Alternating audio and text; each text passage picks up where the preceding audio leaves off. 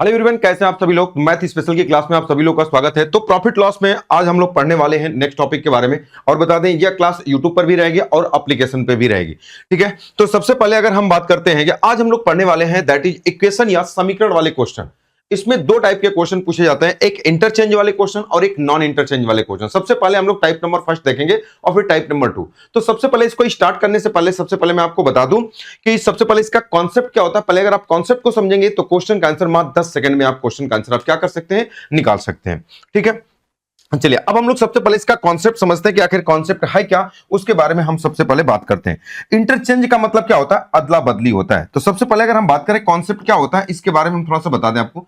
जैसे मान लो कभी कहेगा कि कोई दुकानदार है अपने बुक को, अगर हम ये वाली बात करें, जैसे मान लिया कभी कहेगा कि बुक को, और कभी ये कहेगा कोई दुकानदार है जिससे बुक को वो 40% के लाभ पर बेच रहा है। ये कॉन्सेप्ट सबसे पहले आपको बता रहा हूं। 40% बुक को जो 40% लाभ पर बेचता है तथा पेन को 30% के लाभ पर बेचता है। 30% पेन को कहेगा कि 30% के लाभ पर बेचा। बताओ, इसको भी लाभ पर बेचा, इसको भी लाभ पर बेचा, तो उसको कुछ ना कुछ प्रॉफिट होगा। जैसे उसने कहा कि उसको मान लीजिए उसको कुछ प्रॉफिट हुआ, ध्यान से समझिएगा। प्रॉफिट हुआ, कितना हुआ हमको नहीं पता, कुछ भी दे भी सकता, कोई वैल्यू और नहीं भी दे सकता। लेकिन कहेगा अगर इसको इंटरचेंज कर दिया जाए, इंटरचेंज का मतलब इसकी वाली वैल्यू यहां कर दिया जाए, इसकी वैल्यू यहां कर दिया जाए। तो बताओ जब इसको यहां कर दोगे तो अब आप कहोगे कि सर बुक को कितना हो जाएगा, अब कहोगे 30% बुक वाला हो जाएगा और ये वाला कितना हो जाएगा, तो अब आप कहोगे सर ये 40% हो जाएगा। 40% पे पेन को बेचेगा तो कहेगा कि जब उसका लाभ जो हुआ ना वो पहले वाले लाभ से मान लीजिए 5 रुपया 4 रुपया अधिक हुआ। जैसे मान लो हमने कहा कि 4 रुपया अधिक हुआ, तो जितना ये प्रॉफिट हो रहा था, जितना प्रॉफिट हो रहा था उससे मान लीजिए इसने कहा कि 5 रुपया अधिक मिलेगा, ठीक है। कम भी बोल सकता है, कोई दिक्कत नहीं है। तो बोलेगा कि बताओ इसमें रिलेशन क्या होगा। तो अब देखो, जैसे अगर इसको इंटरचेंज मतलब इस वाले को यहां कर दिया, इस वाले को यहां थे, एक बहुत प्यारा सा रिलेशन आता है। क्या आता है, अगर हम इसमें से इसको घटा दें, देखो जैसे इनका अंतर करेंगे तो 10 आएगा इनका अंतर। अगर हमने कहा कि इसको सेपरेट करो, इसको भी सेपरेट करो, इसको भी सेपरेट करो और इसको भी क्या करो, सेपरेट करो, तो इसके बारे में अगर हम बात करते हैं तो कैसे क्या होगा। तो बताओ जब इसको अगर हम सेपरेट करेंगे तो क्वेश्चन में कितना हो जाएगा, इनका अंतर कितना हो जाएगा, तो आप कहोगे सर 10%।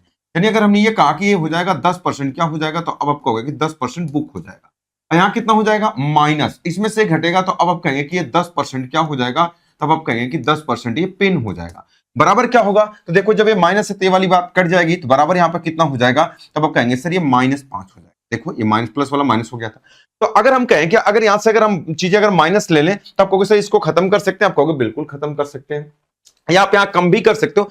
तो जो बातें मैं आपको बताना चाह रहा हूं, मेरी बात को पहले आप ध्यान से समझिए। जैसे अगर मान लो अगर हमने इसको कमी ज्यादा ही रहने दीजिए, जैसे अगर हमने कहा कि इसमें से 10% कॉमन निकाल लें, तो अब आप कहोगे कि सर या तो इसको अंतर कर लो, इसमें माइनस कर लोगे तो ये माइनस हट जाएगा। तो बस मैं ये कहना चाह रहा हूं कि ये वाला प्लस हो जाएगा, ये वाला माइनस हो जाएगा। तो बताओ जब ये माइनस कॉमन कर लोगे तो आप ही कहोगे कि ये वाला माइनस हो जाएगा, ये वाला प्लस हो जाएगा, या पहले 10% कॉमन कर लो।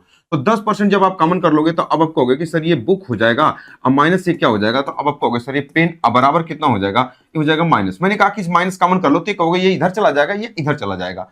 चलो तो अगर ये हो जाएगा 10%, ये हो जाएगा पेन, अब माइनस कितना हो जाएगा, तो अब आप कहोगे सर बुक, बराबर कितना हो जाएगा, तब आप कहोगे सर अभी प्लस हो जाएगा। तो अगर हम इसके बारे में बात करें तो मैं यही कहना चाह रहा हूं कि पेन माइनस बुक की जो वैल्यू आएगी वो क्या आएगी, तब आप कहोगे सर इसको उठा के हम इधर कर दें, बराबर क्या होगा, 10% का मतलब 1/10 होगा। जैसे अगर हमने कहा कि 10% का इधर भाग करोगे, तो बस मैं यही कहना चाह रहा हूं कि ये 5 बटा कितना होगा, अच्छा 10%। अच्छा 10% का मतलब क्या होता है, तो अब आप कहोगे सर 1/10, और 10 कहां चला जाएगा, ऊपर। तो यही मैं कह रहा था कि 10 का अगर गुणा कर दोगे तो कितना आएगा, 50।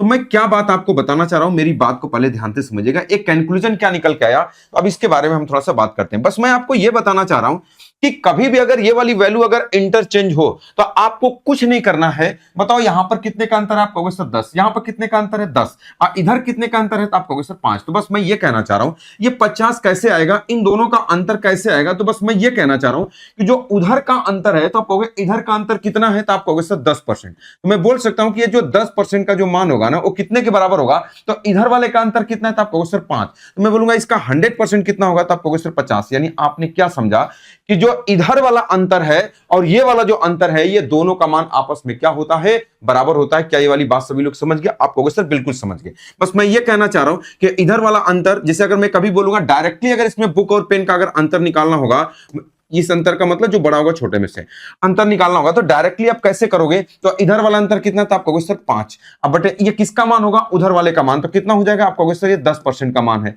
आप टोटल आप 100% का निकाल दो तो ये इनके अंतर का मान आ जाएगा, तो 100%, परसेंटेज से परसेंटेज कट जाएगा तो आप कहोगे 0 से 0 कट जाएगा, तो बराबर कितना आ जाएगा 50। मतलब मैंने ये बोला ये 50 निकालने के लिए आपको ये सब ना करना पड़ेगा, बस इधर वाले का अंतर देख लेना और इधर वाले का अंतर देख लेना, वही उसके अंतर के बराबर होगा। 100% का जो मान निकाल देंगे वही इनके अंतर के बराबर होगा। अब उम्मीद करता हूं ये कॉन्सेप्ट आप समझ गए होंगे। कहोगे कुछ दिक्कत है, तो आगे चल के क्वेश्चन में ये वाली बात आपको 100% समझने को मिल जाएगी। चलिए, अब जैसे ये क्वेश्चन बहुत ही प्यारा क्वेश्चन, अगर इस क्वेश्चन को अगर आप लगाने लग जाओगे ना उसी तरीके से, अब जैसे क्वेश्चन पे डायरेक्टली अगर हम बात कर रहे हैं, एक व्यक्ति ने एक टीवी और एक फ्रिज कुल 20,000 रुपए में खरीदा। यदि वह टीवी को 9.5% के लाभ पर तथा फ्रिज को 13.5% के लाभ पर बेचता है, यदि वह टीवी को 13.5% के लाभ पर बेचे तथा फ्रिज को 9.5% के लाभ पर बेचे तो उसे पहले से 80 रुपए अधिक लाभ होता है। तो बताइए टीवी और फ्रिज का अलग अलग मूल्य क्या होगा। देखो, अगर आप इसको इक्वेशन बना के लगाएंगे ना, इक्वेशन का मतलब जो सबसे पहले अगर हम बात करें, जैसे अगर आप ऐसे कहेंगे कि टीवी, अगर हम ये वाली बात कहें तो अब आप कहोगे कि सर यहाँ टीवी है, अब प्लस क्या है, तो अब आप कहोगे कि सर फ्रिज है। इन टोटल को कै रुपए में खरीदा, तो अब आप कहोगे कि सर ये 20,000 रुपए में खरीदा। तो अगर हमको देख पा रहे हैं कि अगर यहां टीवी और फ्रिज का कुल मूल्य है, अगर हमको टीवी माइनस फ्रिज मिल जाए तो हम क्वेश्चन का आंसर निकाल सकते हैं। तो अगर आप इक्वेशन लिखने लग जाएंगे ना तो बहुत दिक्कत होगी। देखो ये कह रहा है एक बार टीवी को 9.5% के लाभ पर तथा फ्रिज को 13.5, देखो टीवी को इतना में बेचा और फ्रिज को इतना में बेचा के लाभ पर बेचता है। यदि वह टीवी को 13.5, अब देखो टीवी को कर रहा है ये 13.5 लाभ पर बेचे तथा फ्रिज को 9.5% के लाभ पर बेचे तो उसे पहले से 80 रुपया अधिक लाभ होता है। तो ये वाली बात समझ गया, इंटरचेंज हो गया। देखो टीवी पहले 9.5 था, अब यहां पर फ्रिज 13.5 था, अब यहां कर टीवी को 13.5। देखो अब टीवी को एक जगह यहां 9.5 बोला है और यहां पर 13.5, मतलब आपस में इंटरचेंज हो गया। तो अभी मैं इसी वाली बात को आपको बता रहा था कि 9.5 13.5, अब आप कहेंगे 13.5 9.5, ये अदला बदली हो गया। तो जब अगर अदला बदली हो गया तो आपको कुछ लिखने की कोई जरूरत नहीं, बस आप यहां पर डायरेक्ट लिखो। क्या लिखो, आप कहोगे टीवी माइनस फ्रिज, इसका मूल्य क्या होगा, यही वाली बात मैं आपको बताने वाला था। तो बताओ यहां 9.5 का 9.5% है और यहां 13.5%, बताओ दोनों के अंदर कितने का अंतर है, तो अब आप कहोगे सर ये 4%। बस मैं यही बताना चाह रहा हूं कि यहां पर जो टीवी और फ्रिज का अंतर कितना आएगा, तो आप कहोगे 4%, और यहां अंतर कितना है, तो आप कहोगे 80। तो बस मैं यही बताने वाला था कि ये 4% का मान, यानी ये जो 80 है ये क्या परसेंट का मान है, तो आप कहोगे 4% का मान है। हमको 100% निकालना है तो 100% यहां पर लिख लेते हैं। तो 4 दूना कितना होगा 8, तो 20 हो जाएगा। 20 का अगर 100 में गुणा करेंगे तो कितना हो जाएगा, तब आप कहोगे कि सर ये कितना हो जाएगा 2000। बस मैं यही वाली बात आपको पीछे कॉन्सेप्ट में बताया कि अगर इंटरचेंज हो तो डायरेक्टली माइनस वाला वैल्यू निकाल सकते हो, जो पीछे वाला कॉन्सेप्ट मैंने आपको बताया। क्या ये वाली बात समझ गए, आप कहोगे बिल्कुल समझ गए। अगर अब इनमें से अलग अलग मूल्य निकालना है तो ज्यादा वाला टीवी का निकालना होगा तो जोड़ के आधा कर दो, फ्रिज का निकालना होगा तो आप घटा करके आधा कर लो। तो टीवी बराबर क्या हो जाएगा, टीवी बराबर क्या होगा, तो आप कहोगे सर जोड़ लेते हैं, तो जोड़ लो कितना होगा 22,000। अब 22,000 का आधा कितना हो जाएगा, आप कहोगे सर 11,000। अगर आपको फ्रिज निकालना होगा कि फ्रिज का मूल्य कितना होगा, तो दोनों का अंतर 18,000। 18,000 का आधा कितना हो जाएगा, अब आप कहोगे सर 9,000। या तो आप ऐसे जोड़ भी सकते हो, 2 टीवी बराबर 22,000 तो टीवी बराबर 11,000 वैल्यू रख दोगे तब भी आ जाएगा। तो यही आपके क्वेश्चन का आंसर हो जाएगा 11,000 और 9,000, ये आपके क्वेश्चन का आंसर हो जाएगा। Option number A correct answer हो जाएगा। क्या ये वाली बात सभी लोग समझ गए, आप कहोगे सर बिल्कुल समझ। अगर पीछे वाला आप कहेंगे अगर नॉन इंटरचेंज होगा तो दैट इज टाइप नंबर 2 में पढ़ेंगे, इसलिए मैंने इसको 2 भागों में बांटा है। तो 2 टाइप का क्वेश्चन आता है, एक इंटरचेंज वाला और एक नॉन इंटरचेंज वाला। क्या ये वाली बात सभी लोग समझ गए, आप कहोगे सर बिल्कुल समझ गए। तो इस तरीके से अगर आप क्वेश्चन को लगाएंगे तो डायरेक्टली कर सकते हैं। अगला क्वेश्चन देखो, करा एक व्यक्ति ने 2 साइकिल 1600 रुपए में खरीदा। चलो भाई लिख लेता हूं, क्वेश्चन में करा कि 2 साइकिल 1600 रुपए में खरीदा, यानी अगर हम बात करें तो आप कहोगे C1 प्लस कितना हो जाएगा, तो आप कहोगे सर C2 कितने में खरीदा भाई, आप कहोगे 1600 रुपए में। तो अब हमने यहां पर लिख लिया दैट इज 1600। अगर हमको ये पता हो जाए कि C1 माइनस C2 कितना होगा तो हम क्वेश्चन का आंसर आसानी से लगा सकते हैं। इसलिए करा साइकिल को 11.5% के लाभ पर तथा दूसरे को 21.5% के लाभ पर बेचा। देखो पहले 11.5 फिर 21.5। यदि वह पहले साइकिल को 21.5 लाभ पर बेचे तथा दूसरे साइकिल को 11.5, देखो पहले 11.5 था अब 21.5, फिर 21.5 फिर 11.5, इंटरचेंज हो गया। तो कह रहा है उसे पहले से 5 रुपया और अधिक मिलता है। इसका मतलब हम समझ गए कि यहां 11.5 और 21.5 का अंतर कितना हो जाएगा, तो अब आप कहोगे सर 10%। यानी आप बोल सकते हो कि ये जो 10% है, इसी 10% का मान कितने के बराबर है, आप कहोगे सर 5 के। तो अगर हम 100% निकाल लें तो कितने के बराबर हो जाएगा, एक जीरो इधर एक जीरो, तो 50। इसका मतलब हम समझ गए इनका अंतर कितना होगा, तो अब आप कहोगे सर 50 के। बस आप डायरेक्टली निकाल दो। तो बताओ सी का वैल्यू निकालना था, अगर C1 निकालना होगा तो C1 बराबर जोड़ के आधा कर दो। तो जब जोड़ोगे 1650 का आधा कर दो 1650 का आधा कर दो, कितना हो जाएगा आपको? 2 8 16, 2 दूना 4, 2 5 10। और C2 का मान कितना हो जाएगा? किसी में रख दो या घटा दो, इसको घटा दोगे तो 1550 हो जाएगा। अब बटे कितना हो जाएगा? 2, 2 से भाग करो, 2 7 14, 1 2 7 14 और कितना हो जाएगा? 2 5 10, कितना हो जाएगा? 775 और 825, 825 और कितना? 775। Option number B correct answer हो जाएगा। क्या ये वाली बात सभी लोग समझ गए? आपको सब बिल्कुल समझ, अगर आप इक्वेशन बना के लगाने लग जाओगे ना तो बहुत लेंदी हो जाएगा। इस वाली बात को आपको ध्यान से समझना है। तो ये चीज समझ गए होंगे ना कैसे कैसे निकालना है ये सारी चीजें। तो ये सारी चीजें मैंने आपको बता दिया कि कैसे कैसे इन चीजों को करना है। चलो सबसे पहले अगर हम बात करते हैं, अगर ऐसे ऐसे अगर स्मार्टली तरीके अगर आप पढ़ना चाहते हैं तो ये जो मेरा मैथ स्पेशल का जो बैच है, मैं इसके बारे में बता दूं कि इस बैच की एक खास बात है, अगर आप कहीं पर भी पढ़ते हैं तो आपको कंफ्यूजन जरूर होता है मैथ के अंदर, लेकिन अगर आप इस बैच को ज्वाइन करते हैं तो मैं आपको यकीन दिलाता हूं कि आपको कंफ्यूजन, ये इस बैच का नाम ही है कंफ्यूजन 0%। ये जो लड़के पढ़ रहे होंगे उनसे जरूर बताइएगा कमेंट बॉक्स में, क्योंकि यह वीडियो आपका यूट्यूब पर भी है। कंफ्यूजन, आपका कंफ्यूजन एकदम इस बैच में 0% है। और मैं आपको बता दूं जो कॉन्फिडेंस है लड़कों का ना, कॉन्फिडेंस एकदम 100% आपको मिलेगा, क्योंकि मैं एकदम A to Z आपको क्लियर बातें बताता हूं। लोग क्या करते हैं, आपको रटवाना शुरू कर देते हैं। तो ये बैच आपका मात्र आपको 1000 रुपए आपको देने की जरूरत भी नहीं है। इस बैच के बारे में आपको बता दूं, ये बैच 199 रुपए में मिल रहा था, आपको ये मिलेगा कहां पर? तो सबसे पहले मैं आपको बता दूं कि एप्लीकेशन का जो नाम है वो सिलेक्शन पथ, सिलेक्शन पथ ऐप पर मिलेगा। इसको प्ले स्टोर से डाउनलोड करके आप परचेज कर सकते हैं। इसकी फीस जो है 199 है, लेकिन आज रात 12 बजे तक इसकी फीस मात्र 99 रुपीज कर दी गई है। होली पर यह आपका 50% ऑफ है। ये 50% जो ऑफ कर दिया गया है, ये 50% ऑफ है। तो आज रात 12 बजे तक के लिए ये फीस आपकी कितनी रहेगी? 99 रुपीज। तो जो बच्चे पढ़ना चाहते हैं एक बार विश्वास करके इस बैच पर 99 रुपीज में मैं आपको वो कंटेंट पढ़ाने वाला हूं और पढ़ा भी रहा हूं। 3-4 टॉपिक मैंने आपको कंप्लीट भी कर दिया है। पहले पढ़िए, फिर आप बताइएगा कि आपका कॉन्फिडेंस लेवल बढ़ रहा है कि नहीं बढ़ रहा है। तो मात्र 99 रुपीज में एक ऐसा बैच मैं आपको बता दूं कि आपके कॉन्फिडेंस को पहले से 10 गुना ज्यादा बढ़ाएगा। ठीक है, और इसी बैच के बारे में नहीं बता रहा हूं, सबसे पहले और एक पुलिस दरोगा के बारे में बता दूं। जो लड़के अभी 14 और 15 मार्च को एग्जाम देने वाले हैं ना, अगर वो मैथ में अगर उनको कभी भी कोई दिक्कत अगर हो रही हो तो ये बैच मात्र 50% आप पर। ये बच्चे बोल रहे थे सर इसको फीस कम कर दो, तो लोग कर दिया फीस कम 21 रुपए में। मात्र एक ऐसी फीस जो हर एक लड़का बैच पढ़ सकता है 21 रुपए में। और ये बैच आपका 90% कंप्लीट है, 90% कंप्लीट है। सिर्फ और सिर्फ इसमें 3 या 4 टॉपिक आपके बचे हुए हैं। 3-4 टॉपिक आपका 5-6 दिन के अंदर खत्म हो जाएगा। मतलब इस महीने मान के चलिए कि आपका खत्म हो जाएगा और आप इसको पढ़ सकते हैं और आप अपनी स्पीड को 10 गुना ज्यादा तेज कर सकते हैं। और इसकी खास बात है, जो जो इसमें ट्रिक बताया गया है ना, इतने शानदार कॉन्सेप्ट के साथ, वो आज तक उतना कॉन्सेप्ट, क्लियर कॉन्सेप्ट आज तक आप नहीं पढ़े होंगे। ठीक है, तो और ये जितने प्रीवियस ईयर क्वेश्चन है सबको स्मार्टली तरीके से आपको क्या किया गया है? पढ़ाया गया। और ये भी बैच आपको कहां मिलेगा? तो ये भी बैच आपको सिलेक्शन पथ ऐप पर ही मिलेगा। एक बैच और के बारे में बता दूं, एक बैच और हमारा है, ये RRB group D ranker batch. अभी ये स्टार्ट हुआ है 17 तारीख से। अभी इसमें पहला टॉपिक कंप्लीट हुआ है सीआई, दूसरा भी प्रॉफिट लॉस स्टार्ट हुआ है। वैसे ही इसका ऑल पीवाईक्यू से ये सारी चीजें कराई जा रही हैं, वो भी ट्रिक के माध्यम से। पहले 1000 बच्चों के लिए मात्र 51 रुपए इसके फीस है। और ये बैच भी आपको कहां पर मिलेगा? सिलेक्शन पथ ऐप पर। तो जो भी लड़के ग्रुप डी की तैयारी करना चाहते हैं, रेलवे की तैयारी करना चाहते हैं, वो इस बैच को मात्र 51 रुपए में ज्वाइन कर सकते हैं और शानदार शानदार ट्रिक और क्लियर कॉन्सेप्ट आप पढ़ सकते हैं। ठीक है, चलिए अब आते हैं हम लोग क्वेश्चन पे। क्वेश्चन पे अब हम लोग आते हैं। जैसे ये क्वेश्चन है, थोड़ा सा क्वेश्चन में इसको चेंज करके आपको दे दिया, तो इसमें घबराना नहीं है आपको। ठीक है, तो 8 किताब प्लस 5 पेन का मूल्य 92 रुपए है तथा 5 किताब और 8 पेन का कुल मूल्य 77 रुपए है। तो बताओ 3 पेन और 4 पुस्तक का कुल मूल्य क्या होगा? कुछ नहीं, सबसे पहले आप लिख लो, बहुत आसान क्वेश्चन करा। 8 बुक, तो 8 बी लिख लिया आप, प्लस कुछ थोड़ा सा चेंज कर दिया है 5 पी। पी का मतलब पेन हो जाएगा। अक्के रुपए हुआ, तो आप कहोगे सर दैट इज 92 रुपीज। फिर क्वेश्चन में कह रहा है 5, यहां पर इसको इंटर 5 बुक आप प्लस कितना हो जाएगा? तो अब आप कहोगे सर 8 पेन। देखो इसको इंटरचेंज कर दिया।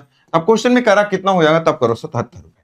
तो क्वेश्चन में कह रहा बताओ कि 3 पेन और 4 पुस्तक का कुल क्रय मूल्य क्या होगा? ये वाली बात आपसे कर रहा हूं। मतलब अगर पेन और बुक का मूल्य निकल जाए तो हम निकाल सकते हैं। तो कुछ नहीं करना इसमें, एक बार इसको जोड़ दो, एक बार घटा दो। देखो इसको जोड़ दोगे तो 8 5 13 होगा, ये भी 8 5 13 हो जाएगा। तो हम कह सकते हैं यहां 13, यहां 13, तब कहोगे 13 बी प्लस 13 पी। तो 13 कॉमन निकालो। तो अगर हम कहें कि बी प्लस पी का मान क्या होगा, तब कहोगे कुछ मत करो, इधर 13, यहां 13, 13 कॉमन है तो 13 इधर भाग कर दो। इन दोनों को जोड़कर 13 से भाग कर दो। 7 2 कितना होगा? 9, 9 6 15 कितना होगा? 16। इसमें जो इधर 13 है ना, 13 से भाग कर दो तो कितना हो जाएगा? अब कहोगे सर बी प्लस पी का मान कितना होगा? 13। कुछ चीजें आपको माइंड में करनी पड़ेंगी। ये चीजें कहां से आई तो मैं थोड़ा सा आपको हिंट बता देता हूं कि इन दोनों को जोड़ा 169 हुआ और इसमें 13 से भाग कर दिया तो कितना आ जाएगा आपका? ये चीज आ जाएगा 13। अगर हम यहीं से बी माइनस पी निकालना चाहें तो बी माइनस पी भी निकाल सकते हैं। कैसे? घटा करके। इसमें घटाएंगे 3 आएगा, इसमें घटाएंगे तो 3 आएगा, इधर घटाएंगे तो कितना आ जाएगा, तब कहोगे 12 में से 7 जाएगा तो 5 हो जाएगा, और यहाँ 8 में से 7 जाएगा तो 1 हो जाएगा। अब बटे कितना होगा, अंतर 3 है तो 3 से भाग कर दो, कितना हो जाएगा, आप कहोगे सर 5 हो जाएगा। बस इसी को सॉल्व कर दो। अगर बी निकालना है तो बी का मान कितना होगा, तो मैंने क्या बताया, जोड़ के आधा कर दो, 13 5 कितना होगा 18, 18 का आधा कितना होगा 9। अब पी का मान निकालना है तो इनका अंतर, अंतर कितना हो जाएगा 8, 8 का आधा कितना हो जाएगा 4 हो जाएगा। बस इसी वैल्यू को उठा कर रख दो।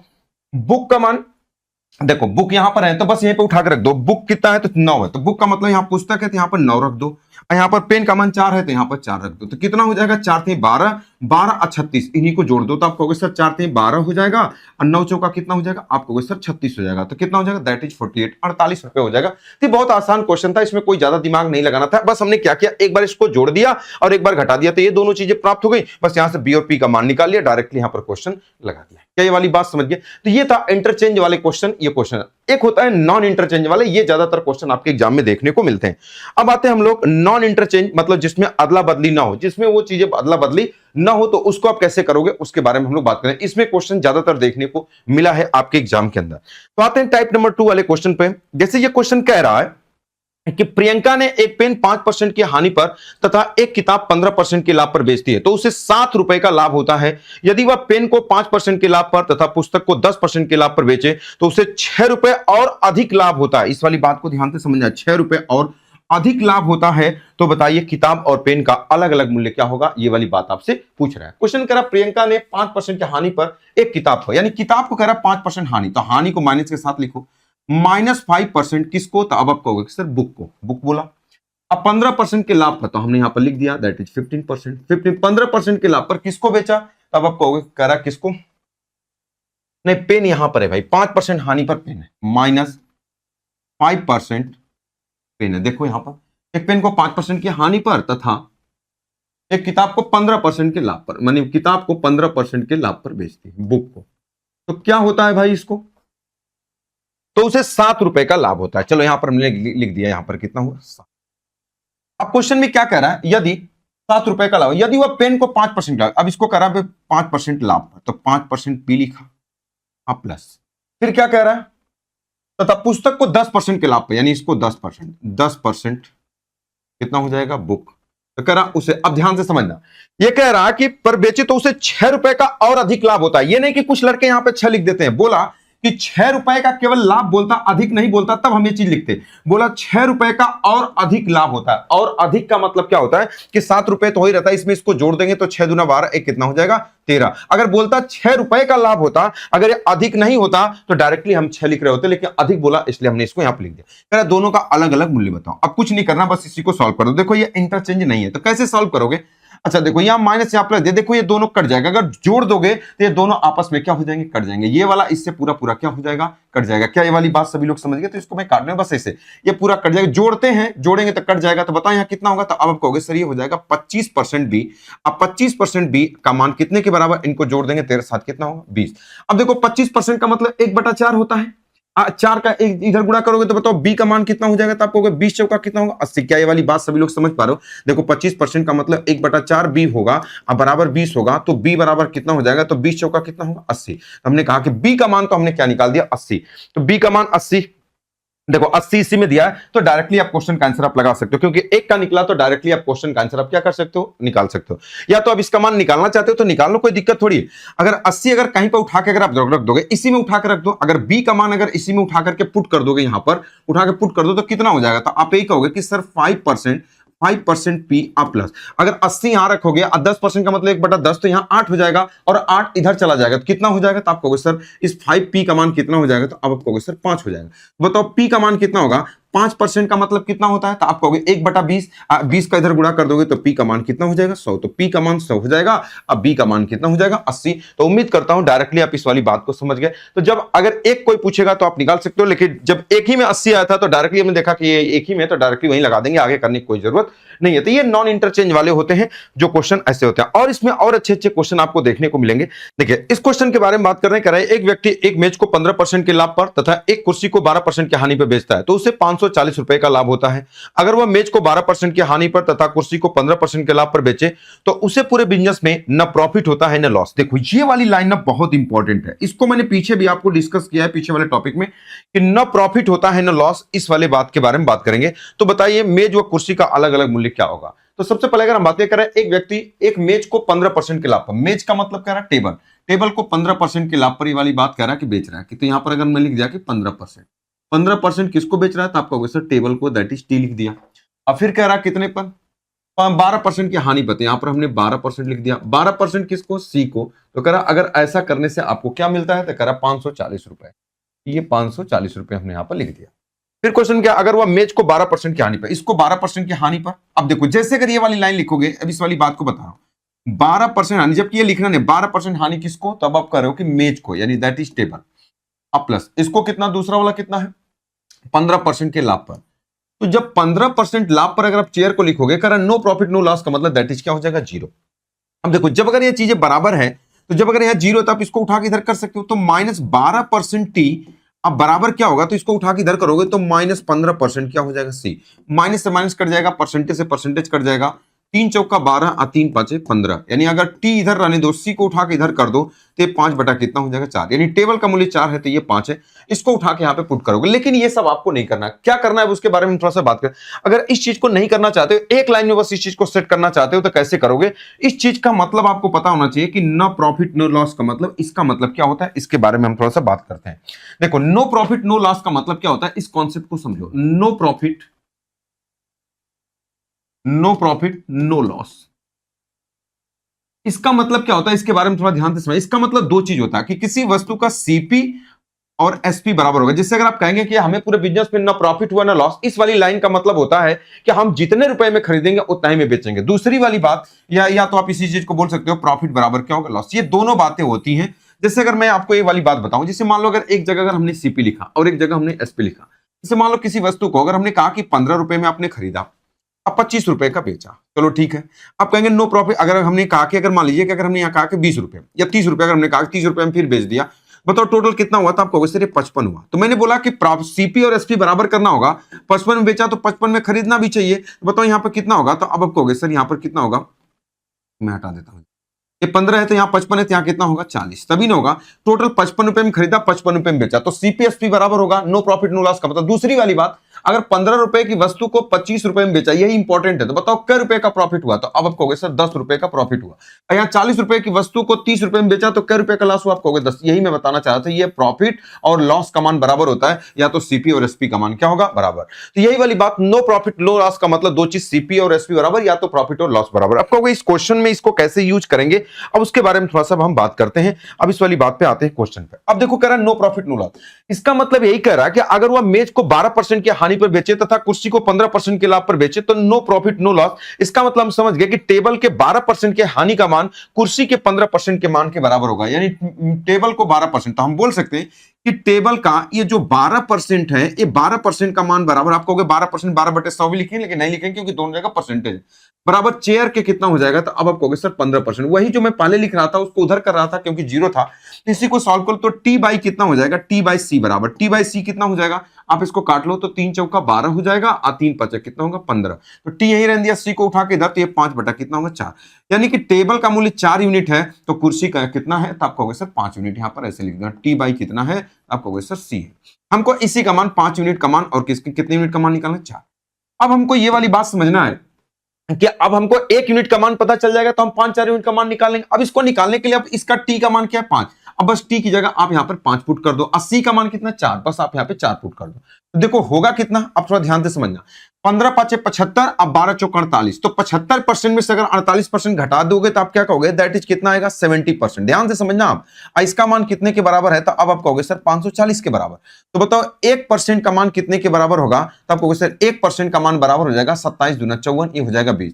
अच्छा कुछ लड़के क्या कहेंगे, हमको 1 यूनिट का मान पता होना चाहिए। 1% और 1 यूनिट अलग अलग चीज होता है, तो 1 यूनिट का मान कितना होगा, आप कहोगे 1% का मतलब 1/100, तो इधर गुणा हो जाएगा तो कितना हो जाएगा 2000। क्या ये वाली बात सभी लोग समझ पाए कि 1 यूनिट कहोगे, नहीं सर थोड़ा डाउट है। 1% का मान अगर 20 है तो हमने कहा कि 1% का मतलब 1/100, अब बराबर कितना होगा 20। तो बताओ 1 यूनिट का मान कितना हो जाएगा, तो आपको क्वेश्चन 2 हो जाएगा। यानी 1% और 1 यूनिट अलग अलग चीजें होती हैं, ध्यान से समझना। इस यहां पर हमको 5 यूनिट का मान बताया, 1 यूनिट का मान 2000, तो 5 यूनिट का मान कितना हो जाएगा आपको क्वेश्चन 10,000, और 4 यूनिट का मान कितना हो जाएगा 8,000। तो ये 10,000 और ये 8,000 ये आपके क्वेश्चन का आंसर हो जाएगा। कौन सा हो जाएगा, option number C correct answer हो जाएगा। क्या ये वाली बात समझ गए? तो यहां पर 1% के बाद हमने 1 यूनिट का मान निकाला, तो 20 था, परसेंटेज का हटा के इधर गुणा कर दिया तो 2000 आ गया। क्या ये वाली बात समझ गए आपको? वैसे बिल्कुल समझ। अब इस पर 2-3 क्वेश्चन शानदार शानदार मैं आपको बताता हूं डायरेक्टली कैसे क्वेश्चन को आप करना है। चलो अगले क्वेश्चन के बारे में हम बात करते हैं। ये क्वेश्चन बहुत ही प्यारा सा क्वेश्चन है, इसके बारे में बात करते हैं। एक व्यक्ति ने एक किताब व एक पेन को क्रमशः 13% के लाभ पर तथा 9% के लाभ पर बेचता है, तो उससे कुल 1060 रुपए का क्या होता है लाभ। कर रहा है कि एक व्यक्ति जो है एक किताब व एक पेन को क्रमशः 13% व 9% के लाभ पर क्या करता है, बेचता है। तो चलो हम लिख लेते हैं क्वेश्चन में। करा किताब व पेन, तो बुक को कितने 9%, यानी 9% पर किसको बेचता है, तो अब आपको होगा कि सर 9% पर आप बुक को बेचता है, आप प्लस फिर कितना वह पेन को, पहला 13% है ना, किताब बुक को 13%, तो यहां पर 13% लिख लेता हूं, तो आपका हो गया सर यहां 13% बुक को हो जाएगा, अब प्लस 9% किसको हो जाएगा, तो अब आपको होगा कि सर 9% पेन को हो जाएगा। अगर ऐसा करता है तो उसे कै रुपए मिलता है, तो आपको हो गया 1060 रुपए। यहां पर हमने लिख लिया 1060, ये हो जाएगा आपके 1060। करा यदि वह किताब को 16 से 2/3, अब करा किताब को अगर 16 से 2/3% के लाभ पर बेचे तथा पेन को 11 से 1/9% की हानि पर बेचे, तो उससे पूरे बिजनेस में न प्रॉफिट होता है न लॉस। इस वाली बात को ध्यान से समझा। अभी इसको मैंने बताया कि नो प्रॉफिट नो लॉस का मतलब होता है कि प्रॉफिट और लॉस का मान दोनों आपस में क्या होगा, बराबर। तो बताओ यहां पर क्या हो जाए, किताब को 16 से 2/3, तो किताब 16 से 2/3 को आप क्या बोलते हो, आपको सर 1/6, यानी बुक के 1/6 का मान। जैसे अगर आप ये कहोगे कि सर बुक का 1/6 का मान बराबर होगा, एक कितने के बराबर होगा, तो आप कहोगे सर हानि किसके, पेन के 11 से 1/9। बताओ 11 से 1/9 को आप क्या बोलते हो, 1/9, यानी 1/, प्रॉफिट और लॉस का मान आपस में क्या होगा, बराबर। बस यहीं से अगर आप इसको अनुपात निकालो तो 3 दूना 6 हो जाएगा, और 3 तरीके 9 हो जाएगा। बी और पी को एक तरफ कर लो तो आप कहोगे सर ये बी हो जाएगा, अब बी बटे पी बराबर कितना हो जाएगा, तो 2 इधर चला जाएगा, 2 यूनिट ये है और 3 यूनिट ये है, मतलब हमको 2 यूनिट का मान बताना है और कई यूनिट का मान बताना है, 3 यूनिट। तो अब यहां पर कैसे निकालोगे, देखो बी का मान उठा के यहां पर रख दो। तो जैसे अगर आप बी का मान अगर यहां पर उठा के रखेंगे तो आप कहेंगे 2 उठा के यहां पर रख दो, तो रख दिया भाई, 3 उठा के यहां पर रख दिया। तो बताओ कितना हो जाएगा, जब अगर आप इसको सॉल्व करोगे तो आप देखो 13 दूना 26% और 9 3 27, तो 26 और 27 कितना, 26 दूना 52, कितना हो जाएगा 53। तो अब आप कहोगे सर 53% का मान कितने के बराबर है, तो आप कहोगे सर 1060 के बराबर है। तो बताओ 1% का मान कितने के बराबर होगा, तो अब आप कहोगे सर 53 दूना हो जाएगा, तो आप कहोगे सर 20 हो जाएगा। तो 1 यूनिट का मान, क्योंकि यहां यूनिट बताना है, 1 यूनिट कितना होगा, तो आप कहोगे परसेंटेज 100 का गुणा हो जाएगा, तो आप कहोगे सर कितना हो जाएगा 2000, यानी 1 यूनिट का मान हमने कितना निकाल लिया, तो आप कहोगे सर 2000। तो बताओ 2 यूनिट का मान कितना हो जाएगा, तो अब आप कहोगे सर ये 4000 हो जाएगा, और 3 यूनिट का मान कितना हो जाएगा 6000। यही आपसे पूछा, बताओ अलग अलग मूल्य बताओ। तो 4000 और 6000 ये आपके क्वेश्चन का क्या हो जाएगा, आंसर हो जाएगा। उम्मीद करता हूं ये वाली बात, पूरी वाली बात आप 100% समझ पाएंगे। क्या ऐसे क्वेश्चन आप समझ गए? तो एक और क्वेश्चन है, अच्छा सब इसके बारे में हम लोग बात करते हैं। ये वाला क्वेश्चन इंटरचेंज वाला, एक व्यक्ति ने एक मेज को 25/2% के लाभ पर बेचता है तथा कुर्सी को 25/3% की हानि पर बेचता है, तो उसे 25 रुपए का लाभ होता है। यदि वह मेज को 25/3% की हानि पर बेचे तथा कुर्सी को 25/2% के लाभ पर बेचे, तो उससे पूरे बिजनेस में न प्रॉफिट होता है न लॉस। तो बताओ दोनों का अलग अलग मूल्य क्या होगा, ये वाली बात आपसे पूछ रहा है। तो ये क्वेश्चन मैं आपको HW देता हूं, आपको खुद लगा करके कमेंट बॉक्स के अंदर बताना रहेगा कि इस क्वेश्चन का आंसर क्या होगा, और अगले क्लास में इसका सॉल्यूशन मैं डिस्कस करूंगा, ठीक है। तो आप लोग जरूर कमेंट बॉक्स में बताइएगा कि इस क्वेश्चन का आंसर क्या होगा, ठीक है। वीडियो कैसा लगा जरूर आप कमेंट बॉक्स में बताइएगा। अगर वीडियो अगर आपको अच्छा लगता है तो लाइक करना है, चैनल को सब्सक्राइब करना और दोस्तों को आपको शेयर करना है। और जो बच्चे अगर मेरा कॉन्सेप्ट अगर आपको क्लियर समझ में आ रहा है, अगर इस बैच को अगर आप परचेज करना चाहते हैं, तो सारी चीजें मैंने आपको बता दिया है पहले ही कि बैच जो भी बच्चे जो बैच पढ़ना चाहते हैं वो आप उसको पढ़ सकते हो, ठीक है। तो ये प्रॉफिट लॉस आपका कंप्लीट भी होने वाला है, 2-3 टॉपिक और इसमें बचा हुआ, फिर इसमें हम लोग पार्ट नंबर 2 डिस्काउंट स्टार्ट करेंगे, ठीक है। तो आज के लिए रखते हैं इतना ही, नेक्स्ट अगले क्लास। मेरी तबीयत थोड़ी खराब थी, अब तबीयत धीरे धीरे मेरी सही हो गई है, तो आगे हम लोग कंटिन्यू क्लासें हम लोग करेंगे। Okay, all the best.